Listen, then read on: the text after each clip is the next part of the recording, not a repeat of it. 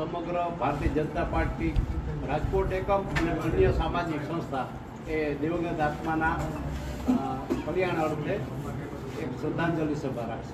મહાનગરપાલિકા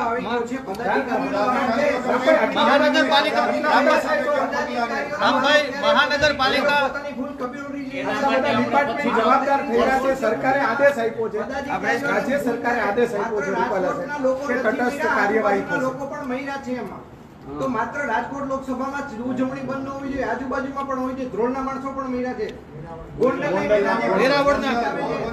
સોમનાથના લોકો મહિલા છે. બીજે ઉજવણી અમે એ કરશું.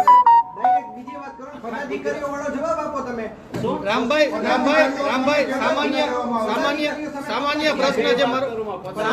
શ્રદ્ધાંજલિની વાત કરો છો. ભાજપના કેટલા વ્યક્તિઓ આમાં સામેલ હતા એવું કંઈ તપાસ કરાઈ છે? કારણ કે અધિકારીઓ પર પ્રેશર પોલિટિકલ પણ હતું એવું સૂત્રો કહી રહ્યા છે.